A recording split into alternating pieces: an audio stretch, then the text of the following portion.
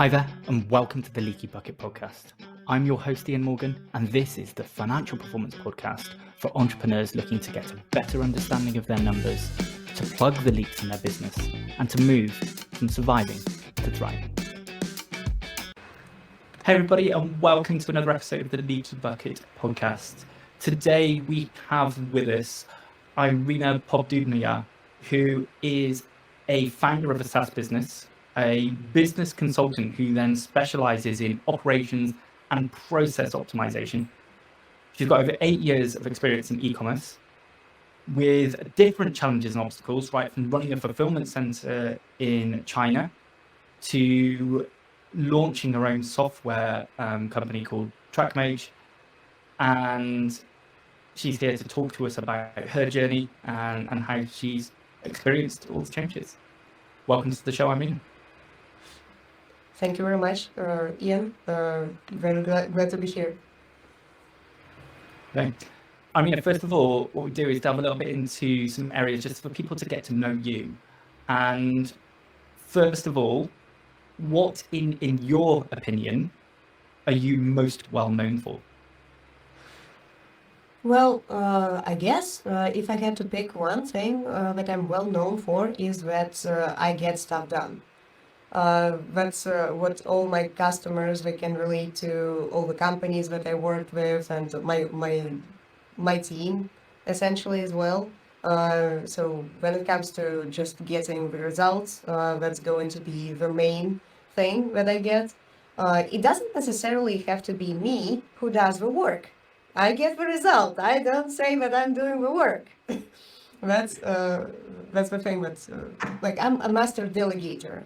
So whenever I see myself struggling with certain thing, I just hire a virtual assistant, train that assistant, and that thing gets done.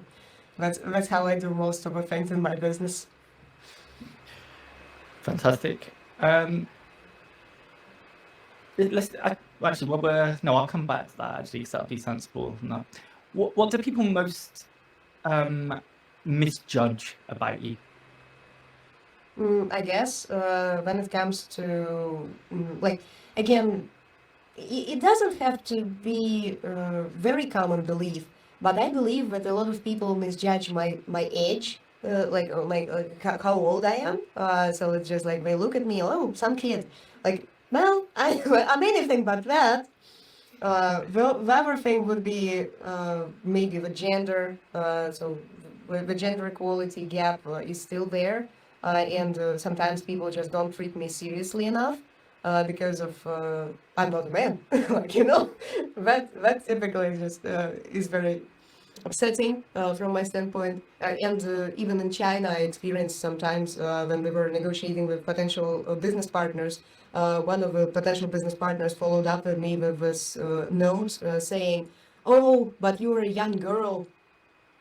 I said, like, what? Like, I could be like an old man in that case. Like, just like, I don't care about my gender or my age. I just care that you treat me as another business owner, and we do some like productive negotiation, not just I don't know, like patronizing tone with like, "Oh, you're such a young girl." No, I'm not. I'm a business owner. Fantastic, good. What for you are the 3 most important values that you live by? Ooh, interesting. So, one of the values would be freedom, definitely. Like, freedom is everything that I structure my business around. It's the mission of the service essentially that we build, because whenever you get into the business routines and all the weeds and all those nasty things that take your time, this is anything but freedom. And everyone, when they start a business, they want to really achieve something, do something significant. And the routine and like day-to-day operations, they just basically suck out all the fun out of this process. And that's why like freedom and like in all senses of the word.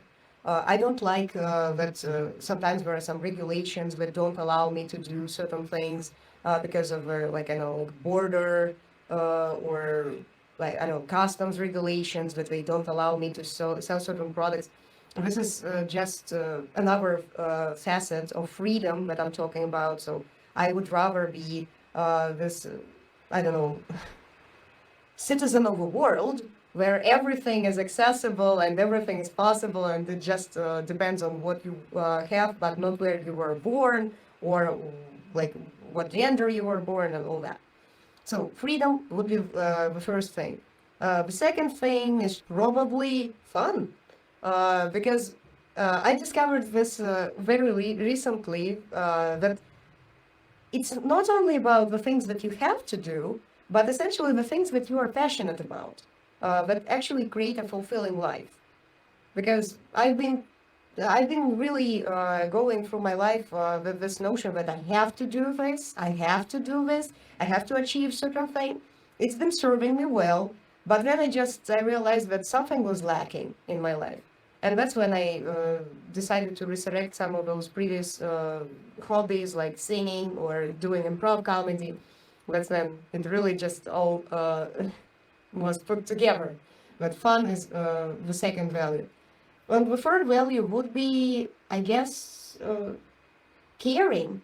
Again, in a very general sense of word, because I care for my employees and every person on the team.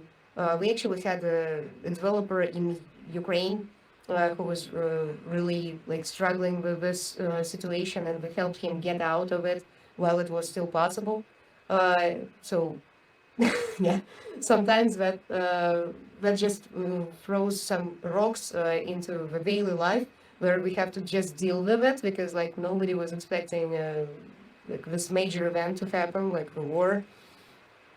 So again, that was like, I care for my people, I care about all the customers and the customers in their businesses, and basically this is probably one of the key values that we live by as a team, but we need to care.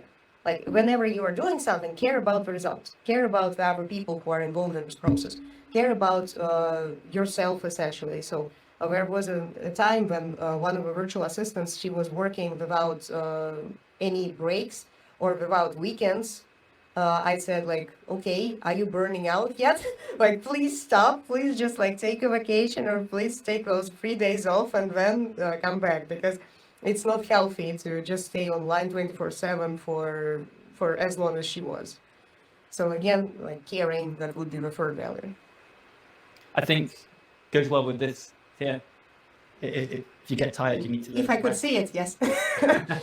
So it says if you get tired, then learn to rest, not to quit. And I think, yeah, that element where you're saying that actually that member of the team, that if you didn't recognize that and help them that they need to take that rest moment, do you lead to the point where they go, I can't do this anymore, and they do quit? So I think care, people misunderstand care sometimes. They think that it has to be massive, big gestures, but actually care sometimes is just recognizing those small challenges and difficulties as a human being, and then going, actually, if I was in their shoes, what would I be doing? Because we're so mean to ourselves. Like, you wouldn't, like, if that person's probably saying to them, I can't stop, I have to carry on because I'm going to let the team down. But actually, if they had a colleague who was experiencing the same thing, all they would do is they'd say to them straight away, you're not caring about yourself, you need to go and do this. So I think, yeah, real care is actually, it takes good, deep level thinking, and self-care is probably even a step further and harder. So no, good, like that. I could just add to that that real care starts from self-love or self-esteem of a person. So when the person is at peace with himself or herself, and the caring about yourself becomes natural. But when you are struggling to just say like, I love myself, and then like like some weird expression appears on your face, like that's an indication that there is something that you need to probably just pay attention to, like that some part of you very like, and like all the caring and essentially all the happiness just starts from self-care and self-love. So if that is present, everything else is going to follow. Because like if you care about yourself, you will care about others as well. Yeah, no, very good. Agree. So the other one's a little bit of a quirky one, and this gives different answers, different people, right? Would you rather win with no issues at all, or would you rather fall short but learn something new? I really want to answer the second, but I'm going to pick the first because I've already done the second. Like I have a lot of experience. Like when the person with experience meets a person with money, one gets experience, the other one gets the money. So like I think I've done fair share of that already. So I'd rather win. Like right now, I'd rather win Yeah. without struggle or just like learning experiences. I paid my fair share. Thank you very much. Good. So let's go back. Let's go back to the early days. So what formed you and shaped you? Feel free to start that, like you can use it as schooling and as a child, or you can go starting of your career. Feel free to start where you think sensible, but take me on a little bit of that journey of where you've gone, those challenges that you faced along the way. Yeah, well, actually, we're just going to touch the values again, just because like my core value of freedom has been really driving my decisions from the early stages. So I was like a typical office worker, like 9 to 5, and I've been just going to work all the time, and and I was getting the salary, but it wasn't increasing as I was getting more experience, and it just was a salary. Essentially, like I was able to just have some fun on the weekends or go to the movies, but that was it. At some point, I was just looking for like, what should I do? Like, it was really, I didn't like my bosses, and I didn't like that they had some procedures. Like, essentially, some of them were plain stupid, where you don't, you do certain things, but not because you think they're right, but just because you are told to do that. So that was the essence of the work that I've been doing, and it was perhaps it was in 2013-ish. That's when I was really craving some adventure, and that's when I met my husband, and then we moved to China, and then we started the business there without speaking Chinese. Like, yeah, the adventure, not the one, but what we were expecting, we were getting into.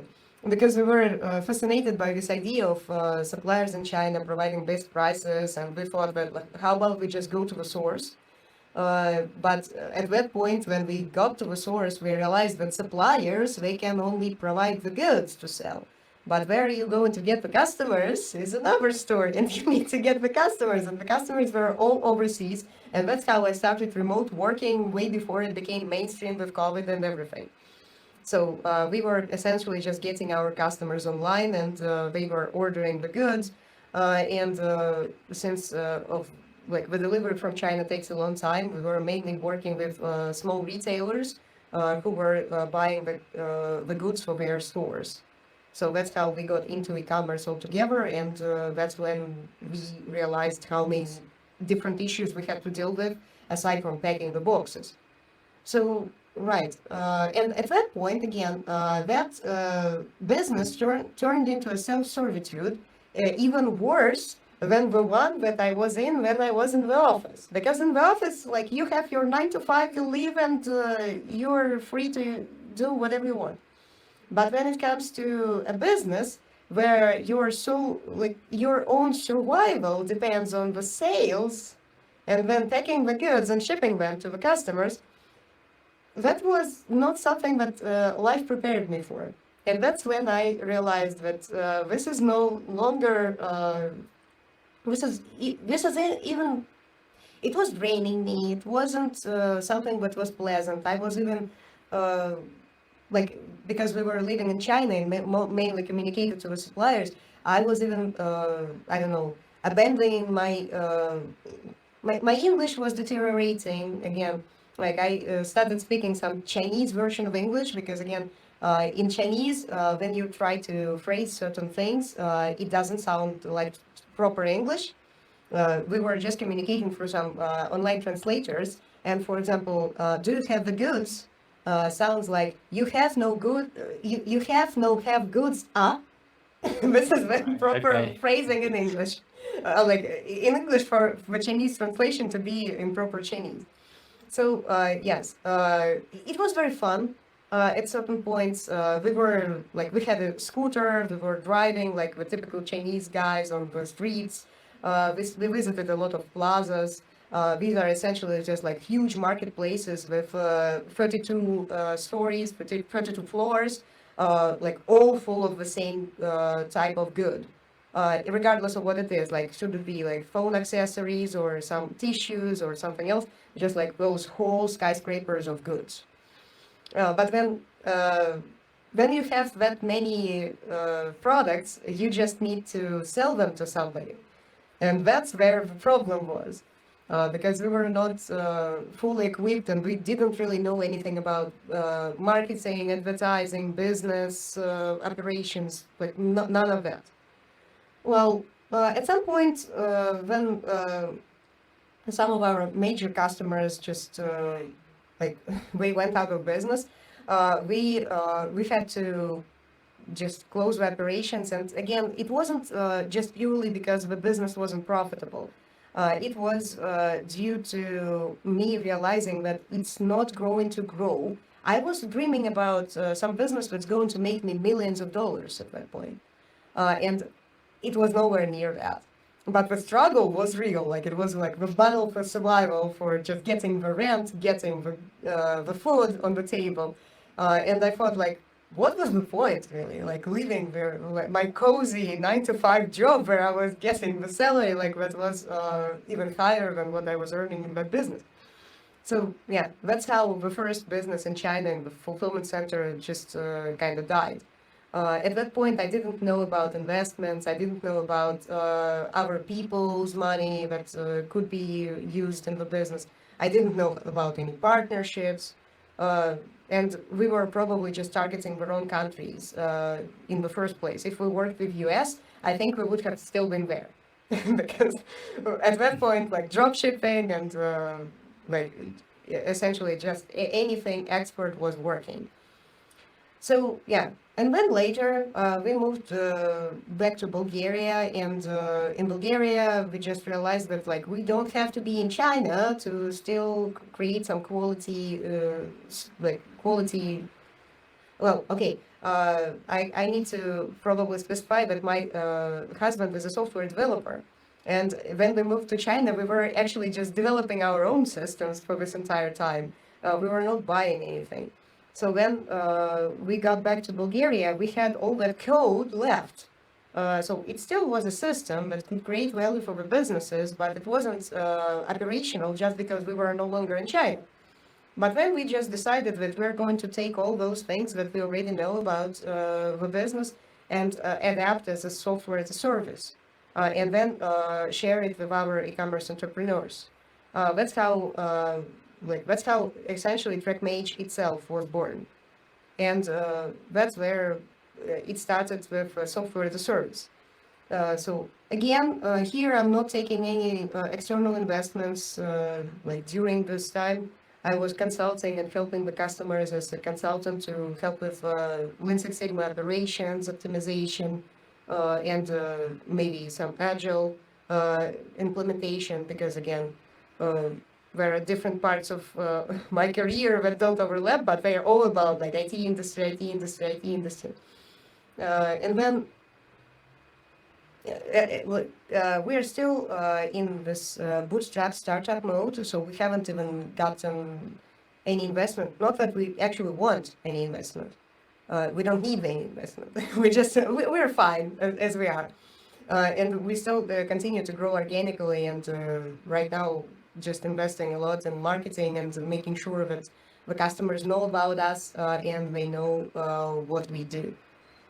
So, right, I guess we're as close as we can get to the current point on the timeline.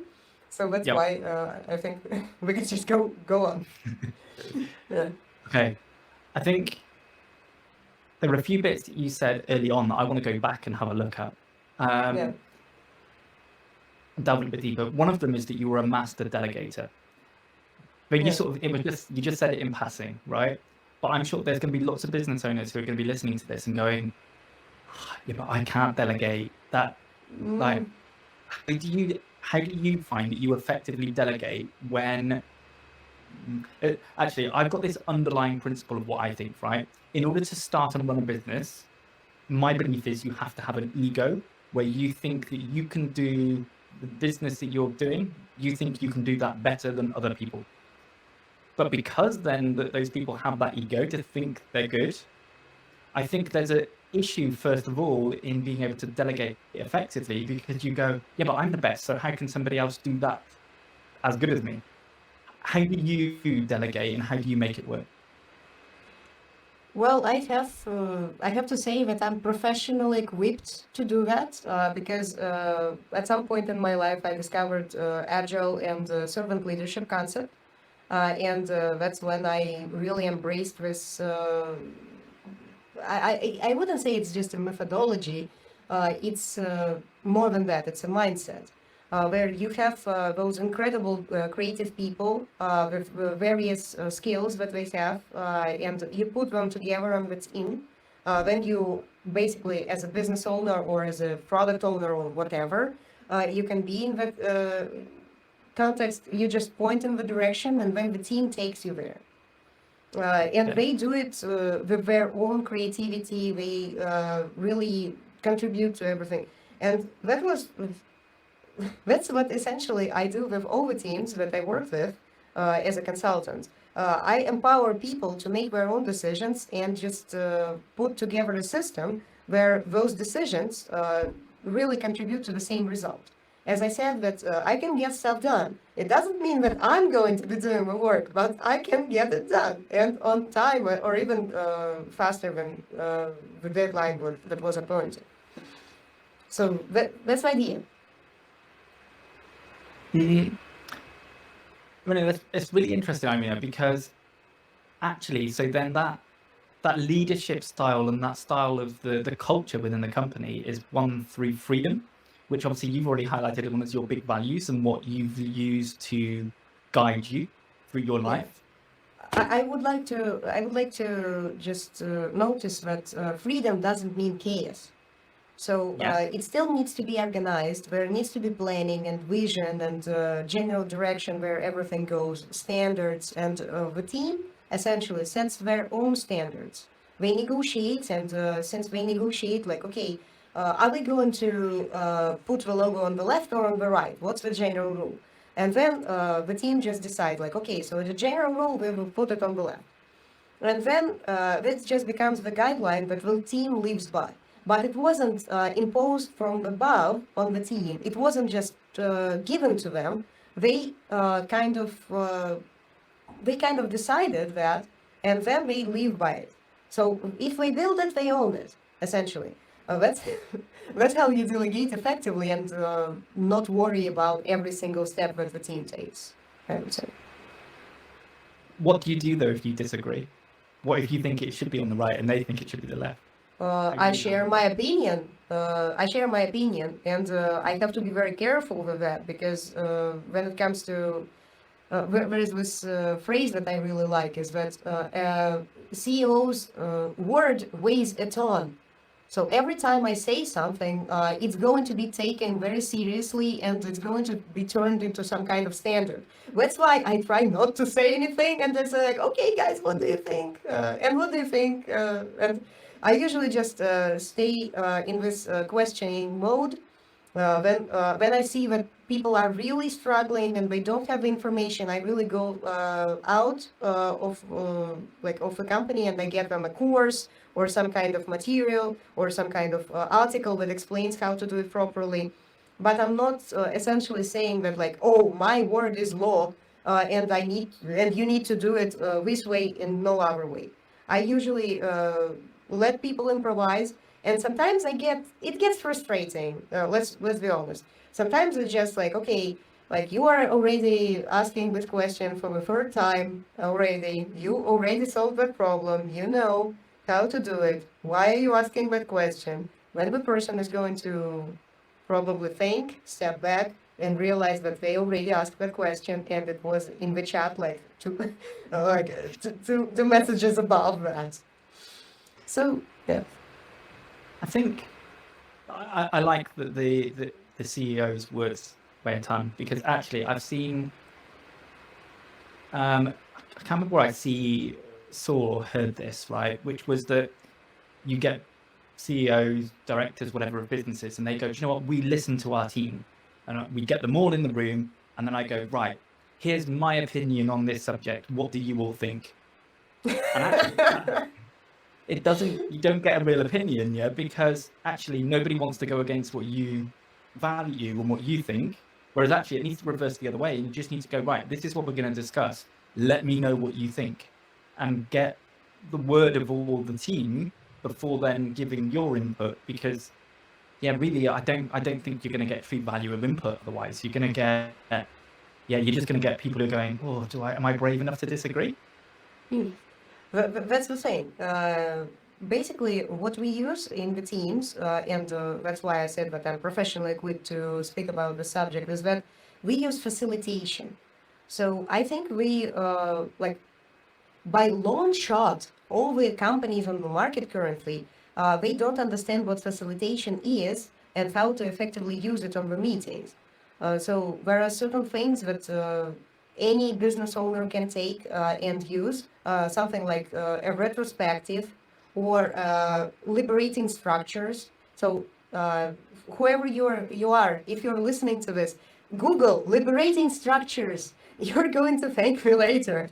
And then a facilitation guide, because you need those skills. They allow you to really hear all the opinions without having to put people against one another.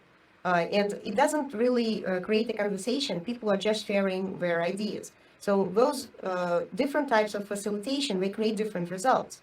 On the retrospective, for example, helps you inspect the processes every iteration, however long that is. It could be a week, it could be 2 weeks, it could be a month, a quarter.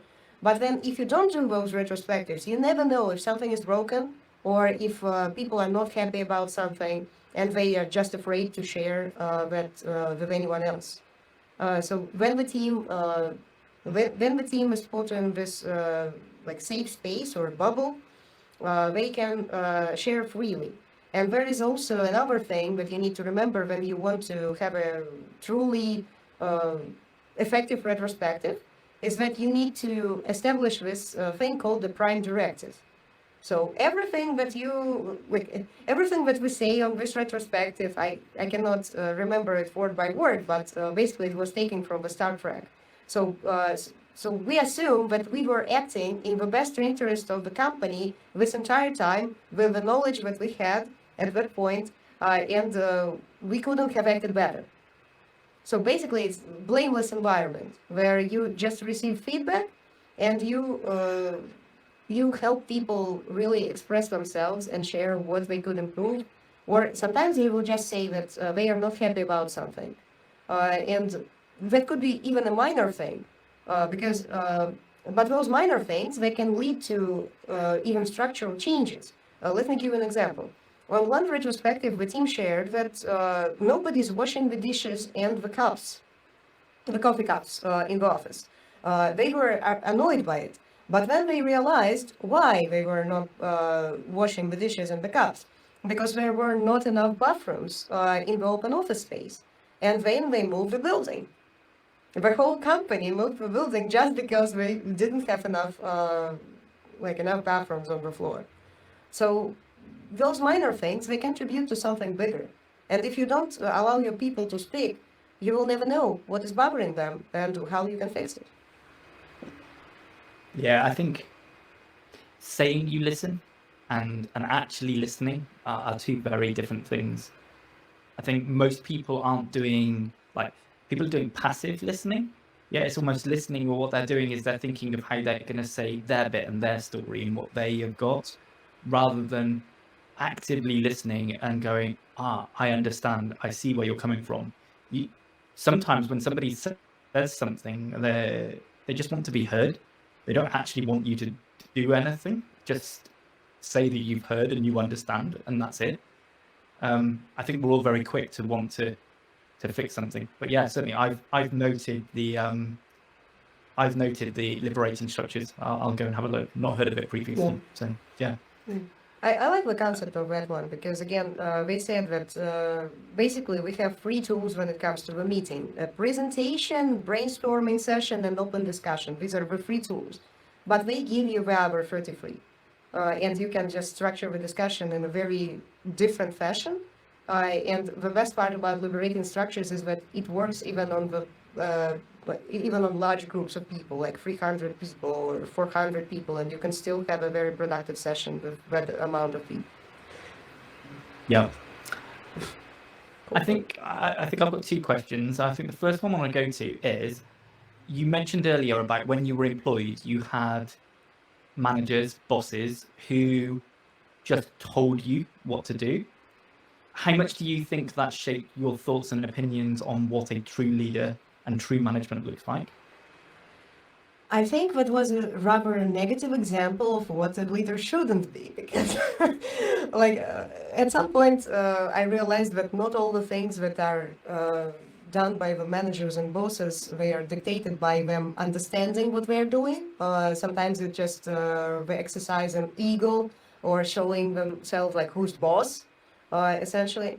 There was one director in our office who actually just called the entire sales department to his office and then gave sort of like it's hard to explain. It was almost like at school where he was calling people to a whiteboard and asking them questions, and even the senior sales leaders, they were struggling to answer those questions, and it was overly uncomfortable.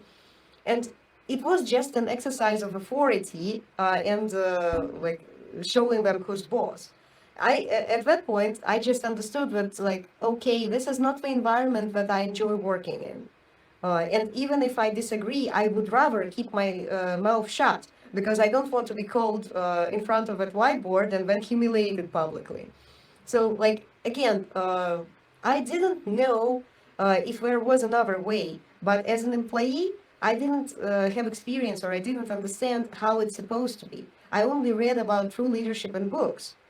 And I had to walk a very long road to really meet some inspiring leaders that actually don't exercise just command and control, but empower the people whom they lead and really achieve great transformational results for the society altogether and those specific organizations where they're working.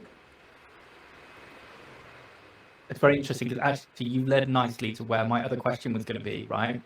Which is, most people who become managers of people because they were good technically at the job they were doing. So they go, great, because you do your job so well, you can do less of your job and you can manage the people who do the job that you used to do. Mm-hmm. Why do you think that maybe more organizations should actually teach management and leadership to people? And therefore, could that change the quality of the management that we then get? Whereas it's just presumed to go, oh, you can just manage people, you can just do that. That happens way too often in the software development industry, and this is really frustrating for both sides because the management is not getting an effective manager in this software developer who was the star software developer and who is pretty much the most knowledgeable person on the team.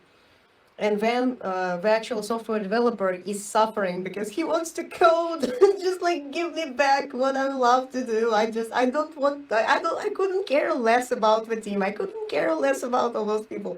I just want to code. But then, if that's the case, if a person really doesn't want to manage, why would you force that? My question to the entire industry would be why would you even consider not hiring an external project manager or some kind of scrum master or facilitator or a person who actually enjoys working with people versus trying to convert an overly introverted engineer who likes to work with technologies or specific things that they are creating, or I don't know, like a very talented designer, making them into this extroverted, all around caring about people person. I would even argue that probably those decisions should be made on the psychological profile. I'm a huge fan of Myers-Briggs, the MBTI, because I think that these four letters, they do correspond to how people show up and how they communicate with others and how they play with others. That's why one of the questions that I ask usually during the interview is what is your MBTI profile? Just because I haven't talked to you even. I'm just seeing your CV. How should I tell if you are going to be a good fit for our team? So this is just like this short workaround that I use. It's not always accurate because the person might have a good psychological profile but not be reliable, or don't like not having the skills, or English level is very low. So other factors could contribute to some failures with hiring. But then if you do know the psychological profile, you could make a decision about, oh, this person is extroverted enough for them to care about other people on the team, and then they could be very good with managing the team. I would even argue that it could even be not the most knowledgeable senior engineer who is going to be managing the team, but the most talkative QA engineer who is just the heart and soul of every meeting whenever he's invited. So again, just maybe those decisions shouldn't be made only based on the technical knowledge. They should be made also on the predisposition of the specific person. What do they want to do with their job, and how they want to progress? I think, sadly, I don't think it's just within your industry. I think it's probably industry-wide across multiple industries, in terms of, the only way that somebody ultimately seems to be able to get promoted is to go, oh, well, you're really good at the technical aspect, do less technical and manage more people. And therefore you get people who are who come across as poor managers because they don't have those underlying skills. And actually there needs to be more openness within people to go, actually maybe we should just have people who are really great skills people who are promoted for the fact that they're great at the job. And like you say, bring in project managers they just need to know what a good outcome looks like. Like, somebody can tell you whether the result of code is good without being able to code themselves. Like, the code just needs to be able to deliver the derived outcome and look, and develop something that looks good and, can be used. I could agree and disagree to a certain extent. Okay. Because I think the best course of action and the best path of growth for a senior software engineer is to become an architect. That's where they flourish. That's where they actually they look at the system from the top down, they structure all those intricate parts, they figure out all the connections, and they essentially just guide the other software developers who are coding specific parts of the system. And the engineering leads and the architects, they are way better, and they are still close to the code as they can be, because they're still actively participating in the process. But then there should be another facet of processes management, people management, yada, yada, yada. That could be delegated to another type of person, the person who enjoys working with people and doesn't necessarily have to have any technical knowledge at all. I can tell from experience as a Scrum Master, I don't have to understand what they are talking about. I just need to have a general direction and understanding of what they're talking about. That's why it's such an interesting position altogether, because the core idea of a servant leader is to provide them with whatever they need to do the best job they could. And it's not only in software development, it's everywhere. So if you just can cater to your people, provide whatever they need, then see how they flourish, see how they make decisions. Even if they fail, they have a safety net of the team to put them on the right track. Or sometimes if we don't have that, you might consider creating that safe environment where we can make mistakes and learn from them and then iterate again. So essentially, that's what is commonly known as a learning organization. That's like the ideal final state where the whole organization is iterating, learning, and then iterating again until it's better and goes from there. Good. Like it. How do you... I see you've got this balance, right, between code. There's a framework, obviously, within code, and it can be right or wrong, but actually there's a gray area in the middle where it could be right. Somebody else could see that wrong, but it does develop the right outcome. It's just somebody else could see a better way, potentially, of doing it. Yeah. When you've got freedom around that side of stuff, and you've got generally engineers are probably a bit more pushed towards perfection. How do you find that balance between perfect code, but a business needs to happen and be launched off the back of this? So we could sit and work on code for 10 years and never launch. That's the measure of seniority. That's why you need a team leader or some technical person who really understands what's going on. Because usually the junior engineers, they start writing the perfect code. They start just like, I don't know, like every line of code needs to be perfect. Everything needs to be perfect. And then they don't have the actual KPI. So the key performance indicator for the code is that, well, code is there and it helps the customers do some work. The value for the business needs to be there. That's the common misconception, because like all the junior professionals, they just look at the surface level of patterns or some kind of coding practices, but they don't care about the business needs. All the senior engineers, on the contrary, they always ask like, why are we doing this? What's the business value? Who are the stakeholders? What is the actual outcome that you expect? And then they choose the shortest path possible to that outcome, because they already have the experience. And usually when it comes to junior engineers, when they come to a new project for themselves, and there is a lot of legacy code, usually the first word that they utter is rewrite. I want to rewrite the whole thing. All the senior engineers, they're going to ask, like, where are the tests? Like, if we need to just like fix some things, like then we need to write some tests, and then we can probably start bit by bit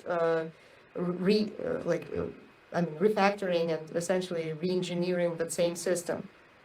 That's the key difference. Like all the junior engineers, they're always radical. Like, okay, everything needs to be perfect. Everything needs to be rewritten. If I haven't written the code, it's by default not perfect. So that means it needs to be rewritten by me, because I'm perfect. Yeah. Right. I'm going to push code in another way, or maybe development in another way as well, Okay. right?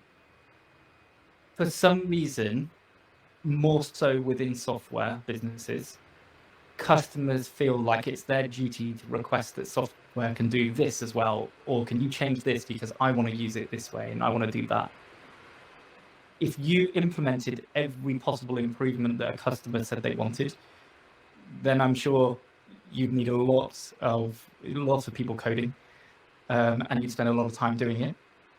How do you find that balance between you want to serve the customers and give them what they want, but at the same point, you can't give them everything because actually maybe only 3 people are ever going to use that feature? It all comes down to prioritization, of course. And again, I agree that this is healthy for the customers to request features, because we as developers or some business analysts or some people from the industry, we understand the general perspective, but we don't really know about all the use cases. Maybe there is some obscure system, I don't know, like some kind of funnel, something that was just released 2 months ago, and we don't have an integration with them. And if somebody requests an integration with them, we just want to know about that. And it's really, it really all comes down to prioritization in the end, because how many customers requested the feature? If it's just this one outlier, probably it's not worth doing, just because we don't know how popular it's going to be. If that's every other customer, okay, yes, we definitely need to do it. how close that is to the core logic of a business. So if, for example, somebody comes to TrackMage and say, can you please implement some kind of, I don't know, cookies tracking functionality on the website, we're going to say like, okay, this is probably not close to our business logic altogether. So if there are other solutions that already do this, you should probably solve it with different software. And then just based on low-hanging fruits, like if the feature is very easy for us to implement, we will do it right away. If it takes ages and ages of coding, probably we're going to put it lower in the backlog and then consider it. Like again, if some transnational company with I don't know offices in every country of the world requests a feature, or if it's just a solo business owner who doesn't even have any shipments, this is a different story altogether, because if a transnational company requests that feature, we will get a lot of business this way. So if we just implement that feature for them. So it, like, again, there are quite a few criteria at play. And when we holistically think about prioritization, it's just about making decisions about the alternative solutions. So we either implement it ourselves, or sometimes there are some solutions like open source code solutions that we can just take and then put to good use inside of the software. So we don't have to implement anything, we can just take it, adapt it, and then we have a solution for the customers. Fantastic. Yeah. On a positive note, right, what's the biggest success that you've had through, maybe not just even the current business, maybe just through your life?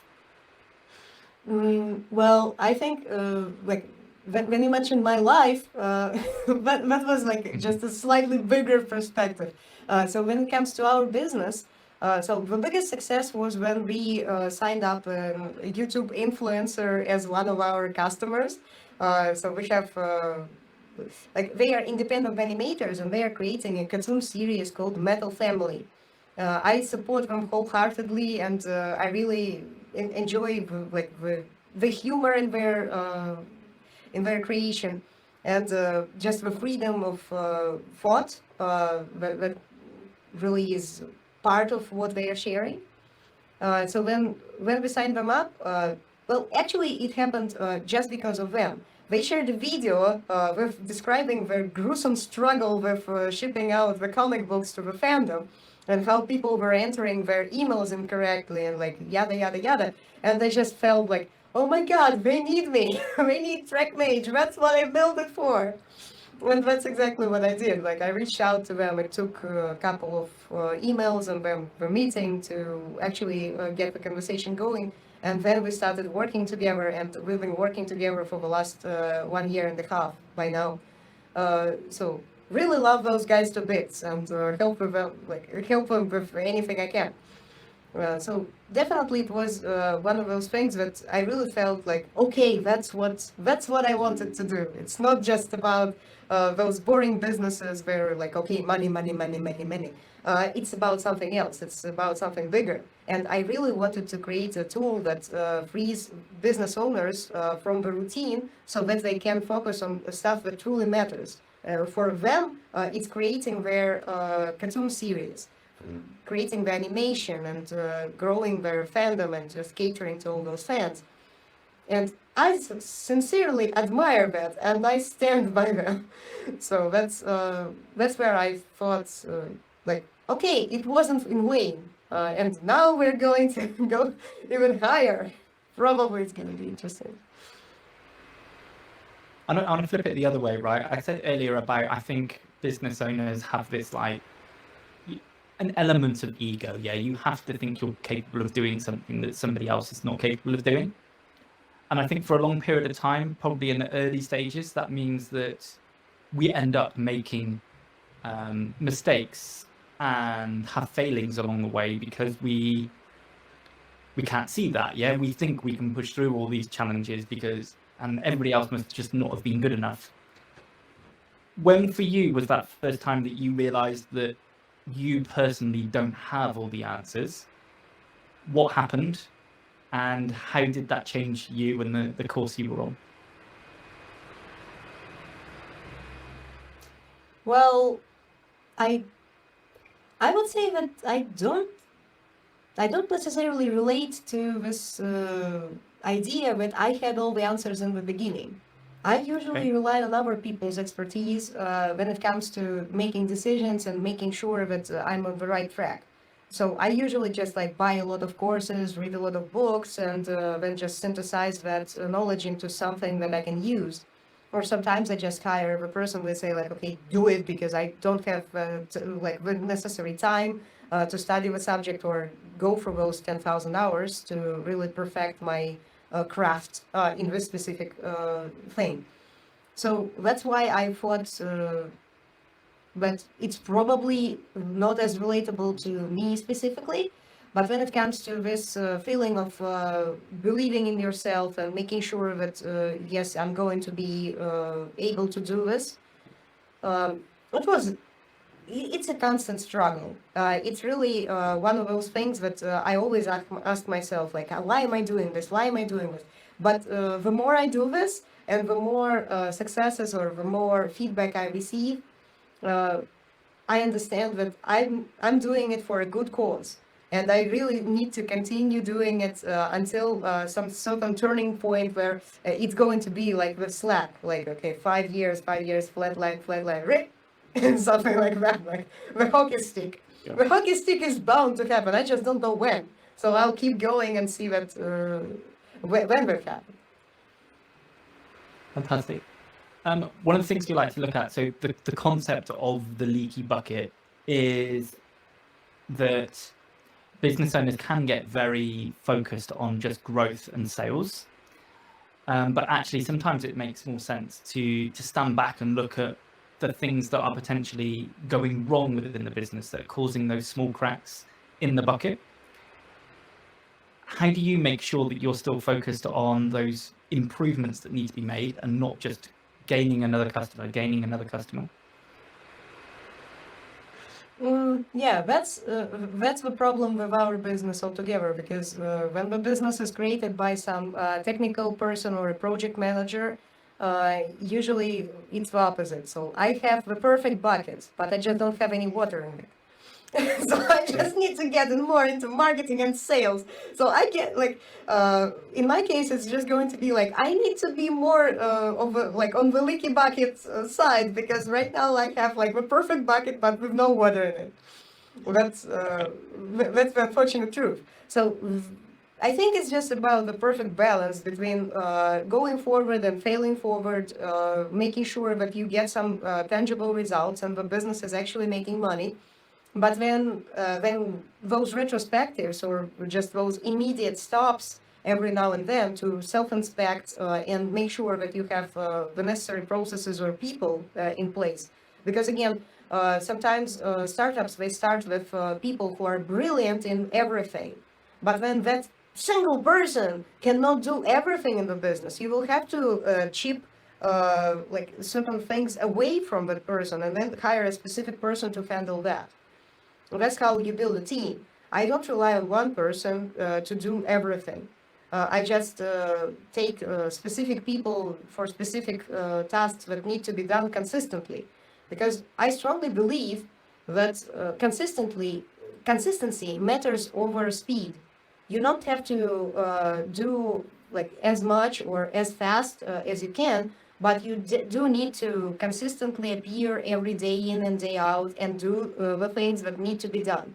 Because I tend to do it like as an entrepreneur, like there is a shiny object, so I'm all in. I just do it, like I do or die, and then I need to do it tomorrow again. Like I'm no longer interested. That's when I hire a person, I train them, and like, okay, tomorrow they are doing that same thing, they're doing that same thing. And there are people who enjoy doing that. They enjoy consistency, simple tasks that they know how to cope with. And why not hire those guys? Like they're good at what they do, and Yeah. you don't have to be stuck with the same routine over and over again. You can just delegate that and do something else. Like okay, do or die again.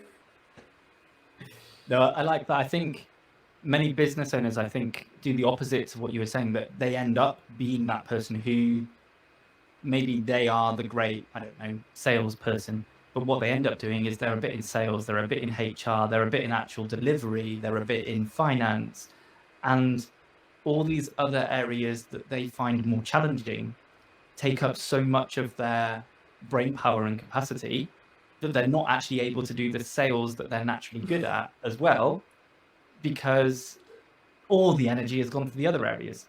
So yeah, being able to hire other people and leverage is so undervalued, and people should hire sooner.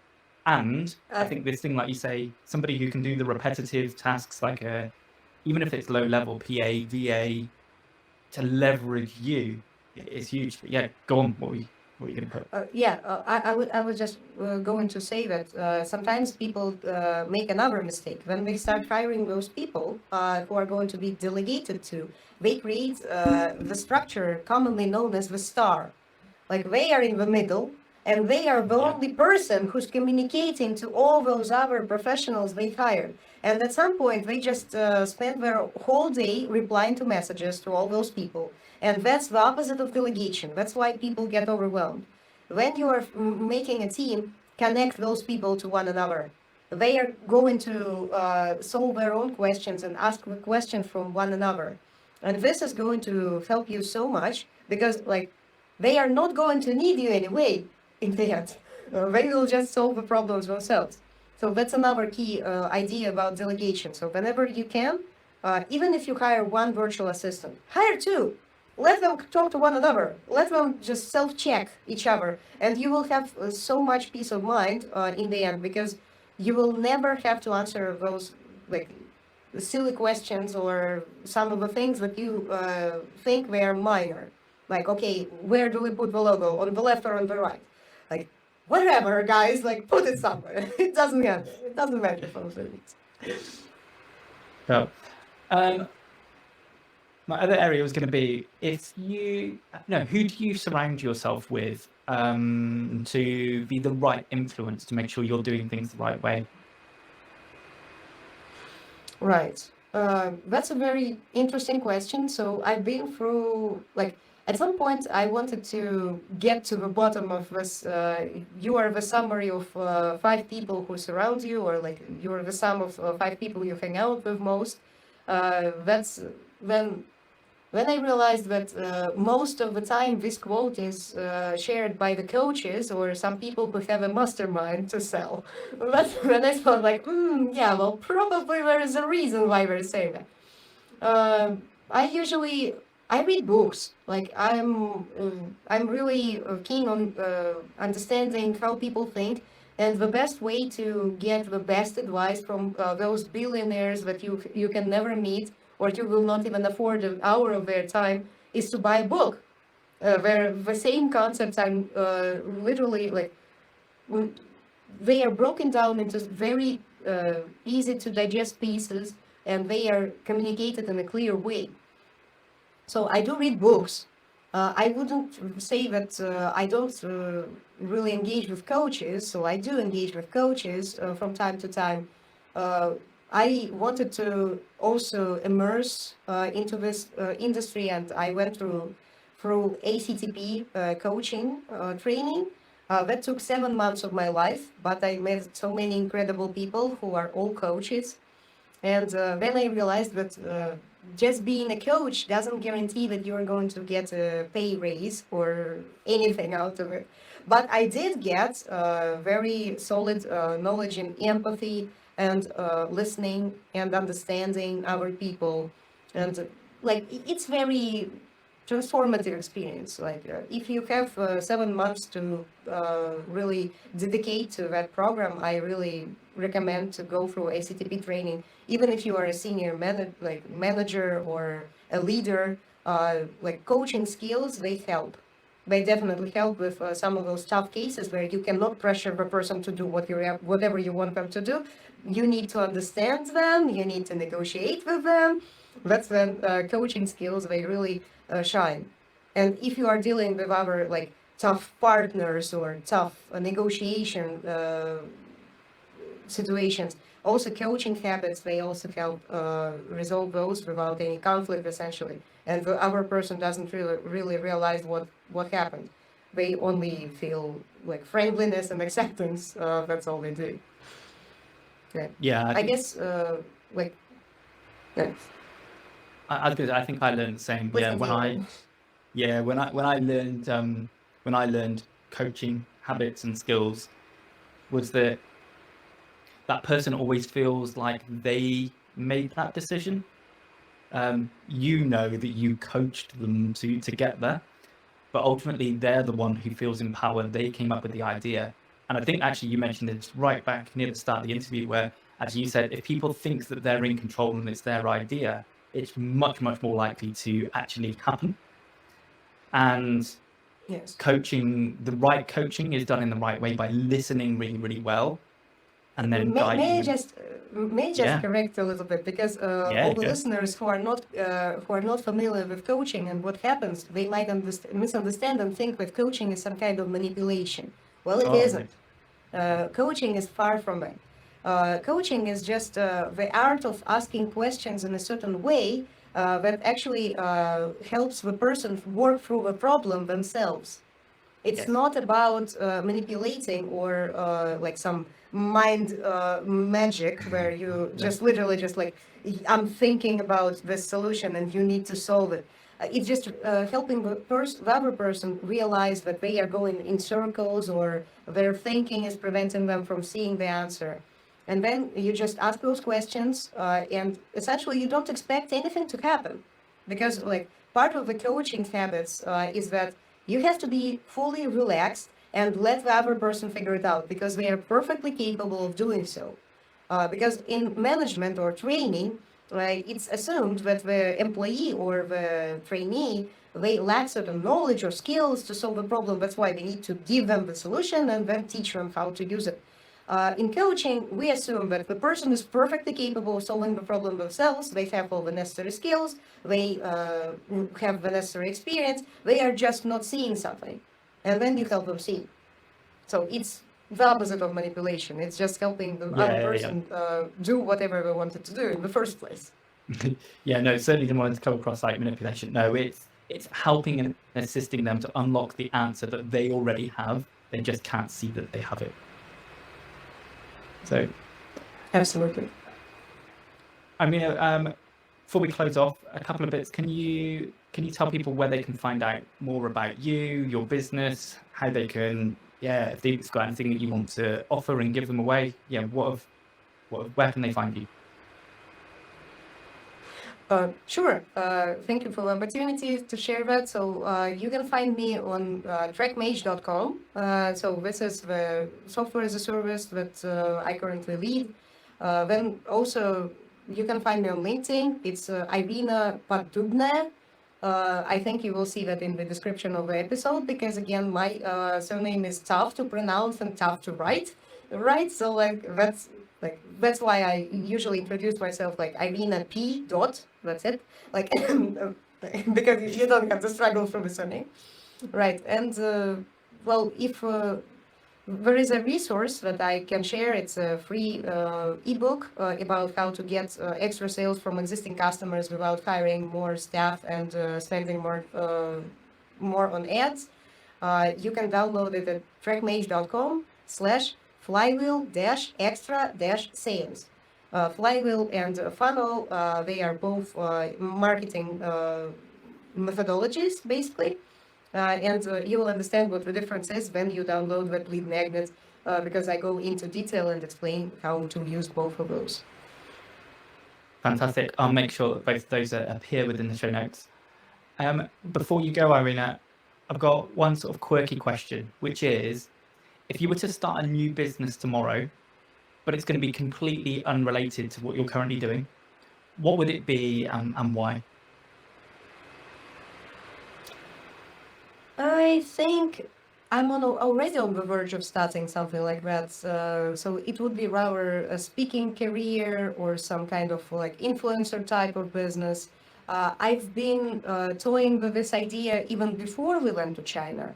But again, some other people's beliefs held me back because like, oh, it's not real work. Like, look at those influencers. They're very loaded by now. Like if I started back then, I would have been big right now. So I think I would have started some kind of entertainment or edutainment or just some speaking career. That's what I would do. Fantastic. It's never too late, by the way. Yeah. No.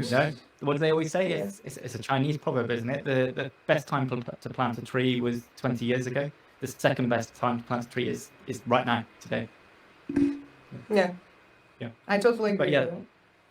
Yeah. Thank you so much, Irina, for being a guest, for being so open and honest and going into some areas that, yeah, has really helped us understand you and help the listeners understand business, leadership, how to manage people. It's been really great, and thank you so much.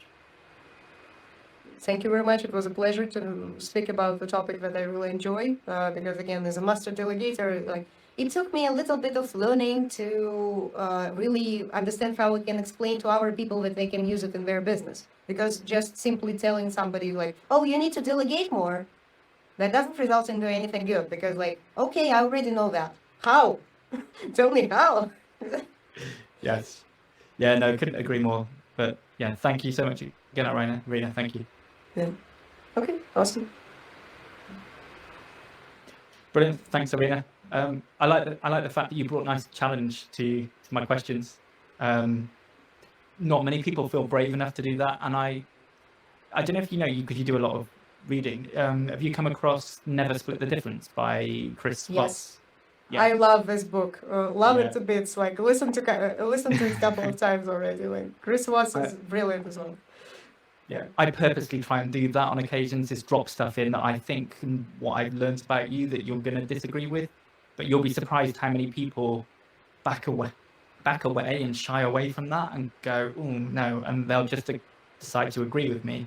Like, yeah, but you were good in terms of you've got your position. I'm a very strong-willed person that knows what I want to say, and it's not easy to intimidate me with a question because again, like it's one of those things that I had to learn, especially in China in negotiations. Whenever you're pressured into saying yes, probably you should say no, just to piss the other person off.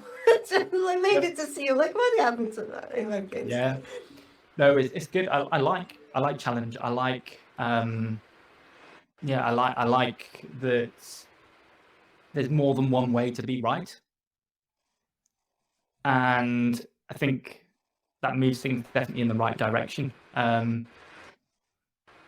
Yeah, it was good. I think it brought good dynamics to it, and I think there's too many podcasts out there that are complete just a love fest to go, oh, this is the way we think, and yes, I love what you do, and no, my idea was you bring challenge and go, actually, no, I've got a different opinion, and I think the idea is show people to go, there is no real secret. It's about having a clear direction, knowing where you're at, knowing where you want to be, working out how to get from one to the other, and then having a go. And you're gonna get it wrong. You're gonna fail. I think is it Bill Gates? I think it is that it says that success is literally moving from one failure to the next. Without losing some enthusiasm. I don't remember who it belongs to, but still, like, okay, success is just like failing forward, like going from one failure to the next without losing enthusiasm. Yeah. No, thank you so much. Have you got any questions or anything you want to know at the stage? Or maybe just an interesting question, like, what is your favorite book? I think I've got two. I'm going to be naughty. Okay. I've got one that started getting me into reading because I just didn't do it beforehand. And it was such a light, easy read, whereas others I tried and I got a sort of a chapter in and I'm like, nah, I'm not doing this. And that book is called Take Your Shot by a guy called Robin Waite. And I actually ended up being coached by him for a period of time off the back of it, so it clearly worked. But it's about how people buy outcomes. People don't want to buy an hour of your time. They only buy that because that's what you tell them you sell. People want to buy an outcome. Yeah. So in your case with the software that you buy, people want to buy like the de-stress the peace of mind that brings. So I think knowing that, and actually your website, I quickly visited it earlier, and your website is very clear on that to go, this is the problem we solve. So I think that book's good. The other book is a book that I take with me virtually everywhere. And that's the book Traction by Gino Wickman. Yes, no, I know about the EOS system. Yeah, so that book probably sits there because it sort of made me see a major change between how I saw my wife, who's my business partner. She's very much the integrator. I'm very much that visionary, like you said, big, shiny, new things. And I'm not, I'm that typical visionary of like, yeah, I've got this idea, and I get sort of halfway through and I'm like, nah, I'm on to the next thing. And then I'm on to the next one. She's great at going, look, you have to tell me your ideas. I'll tell you which are good, and then we'll make the good ones happen. And that book opened my eyes to see her as all the strengths that she brings in that way, not the negatives, not, oh, you're always putting my ideas down, you're always telling me that this is negative, this is no good. I just saw her in a new light, and I think that was our movement from a business that was highly frustrating and I'd worked long hours and we didn't make much money, to a business that was far more successful. There's very little stress. We make very good money. And that was the start of having that good relationship, working wise. And I don't try and do things that she's good at, that I'm not very good at. I don't organize people, because I create that star process. That's what I'd created. You said about delegation star, that's what we called it. That's what I had. The moment Sam, my wife, came in and restructured things, I only have 2 people that I report to as such, which is within my little pod, my group. That's it. So they're probably my 2 biggest ones. How about yourself? Yeah, that's an interesting question. I always ask about books because, like, I'm reading a ton of books. Like, my favorite book, by far, it's almost like a coaching session, like in the form of a book. It's called The Road Less Stupid by Chris Cunningham. Yeah. The Road Less Stupid, it's the best thing ever. Like, when you read it, you're just like, I could sell this system. This is really brilliant. Yeah, read that. My business coach, his coach is Keith. So he brings a lot to the table in terms of what Keith talks about. So yeah, Road Less Stupid, good book, very good book. Yeah. I did think of one actually that I thought of a book actually that might be useful on your journey. Which one? Getting Real by 37 Signals. Do you know 37 Signals behind like? Unfortunately, I know the Basecamp story. The story of the startup that never grew. Yes. So I don't know if I should be taking their advice. Like, I know that that book is really fun. I think that's where I took that quote about. That quote about the CEO's word weighs it on. I think it's from that book. Yes. Right. Okay. Yeah. Right. So. But yeah, I think they are definitely fun to think about. But again, are they really good for growth? Like, no, I don't think so. Yeah. We're just in a comfortable business where you cannot edit messages even. Yeah.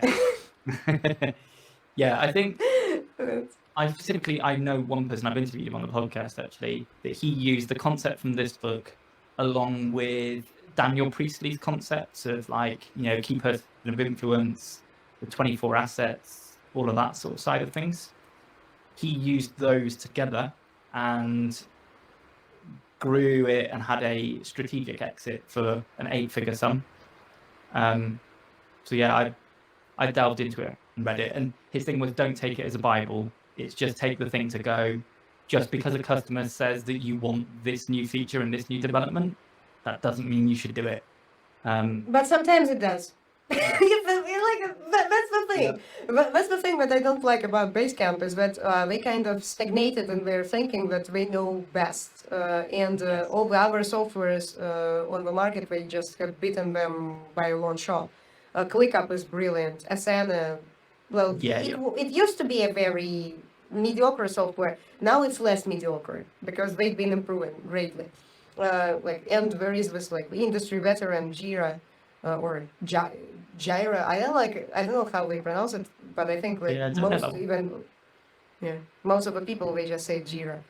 So yeah, and then again, with the current emerging technologies with like virtual reality, AI, etc. Like we cannot use those systems that cannot evolve with the requirements of like the requirements of the times. So that's why I think like with Basecamp, like they're fun, like they do write good books. They should probably focus on that. Yeah. But no, it's been really good. Yeah, got some good key areas, and hopefully it wasn't too scary and I didn't go to too many areas you're not happy with. Mm. Well, actually, I don't think it was scary at all. Like whoever got Okay. scared on your podcast, like Yeah. whoever got scared on your podcast, like they're probably just like in general very agitated people or anxious. Yeah, no, I think it's more the case that I think it's not, probably doesn't take the form of most other podcasts. It's not, I don't want it to be salesy. My feeling is if people get a chance that they see the real you and they understand what you're about and what you've been through, they've got a reason to want to connect and look at your company and your offering over anything else. Because people buy from people. And yeah, so I've got an opportunity that collectively across, we've got lots of stories and there's people, reasons for people to listen and building trust with us. But ultimately, that's the option for us to build trust with the people we've got as guests, as opposed to just get you on and go, go on then, Irina, tell us what you do, sell your company. I think people are just going to go, boring. It intrigued me. It intrigues me. I want to hear that story. The element where you move to China, you don't, as a British person going on holiday to somewhere where you don't speak the language, we think that everybody should just speak English anyway. And you only go for a week or two and people get frustrated. Yet to go and move somewhere that you don't understand the language, not only do you try and live there, but you try and work there and run a business there, I think it's that element of, when I talked about the ego element, right? You, by the sounds of things, you were so blind to this could fail and this go wrong that almost there was never an option that it would go wrong. Does that make sense? So you do succeed anyway? I guess when we moved to China, it was mostly just. It wasn't really stupid. It was just mostly childish because we didn't know what we were getting into, and even though our like more experienced people, they tried to warn us that we need to be more prepared, but we said like, screw that preparation. We just need to go there, and then we'll figure stuff out. We essentially we did. We figured stuff out. We were able to work with Chinese suppliers. We built a system. We built a business, but then like the microeconomics and like the currency rate dropping 2 times during the thing, it was really unexpected, and that's what just gave us this. We could have gotten back on track. Like, don't misunderstand. Like, I could have like pulled through, and we could have been there, but I just didn't want to. I thought that it was like the opposite of what I wanted to build. Just me being locked on in the warehouse with boxes and just like checking the goods and making sure that they have the right branding and they don't have any holes. So that wasn't the life that I wanted for myself. And at that point, I just said like, okay, stop. Like, this is no longer going to be my business. Like, I will be better off, or even on a job, I will be better off anywhere else. So it was essentially the choice and freedom. But it also created a lot of good memories and experiences. We've lost our virginity or innocence. So that was this path where we really just became very strict with whom we work with, and we've been deceived so many times. We've lost so much money. We've lost like so much when we were working with like the business that we didn't fully understand.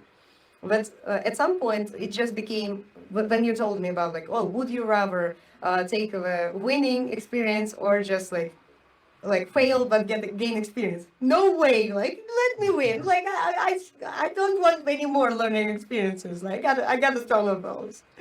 Yeah. No longer interested. Thank you very much. And I think, though, from the people I've interviewed so far and from business owners that I know, I think that's usually the story. There are lots of failings, there are lots of challenges. It's that ability to get back up and go again, but that you've learned from these challenges, and you make a difference failure, right? And then you learn from that one, and then eventually, collectively, it all just comes together, and everyone goes, "Oh my God, look at Irina, she's an overnight success story." And you go, it's not an overnight success story. It's an overnight success story, like 20 years in the making. There is this phrase that really pisses me off all the time. Like, you're so lucky. Yeah. Lucky? This is not what lucky is. Like, lucky? Like, luck has nothing to do with this. It's just like hard work, perseverance, failing forward, just like doing it until it works. Yes. Essentially. Yeah, sticking it long enough. Yeah. Yes. 100% agree. Thank you so much, though, again, Irina. I've got to shoot. I've got another meeting, but thank you again so much. I'll let you know an update, release dates, and I can grab all your information from your profile on Podmatch anyway. Yeah. Thank you very much, and have a great day. Yeah. And you. Thank you. Okay. Bye-bye. Thanks so much for listening to this episode of the Leaky Bucket podcast. I'd love it if you could help spread the message by clicking subscribe and leaving a review. Also, please do reach out to me on LinkedIn and let me know your thoughts on this episode. You can also find more info and links in the show notes below. See you next time.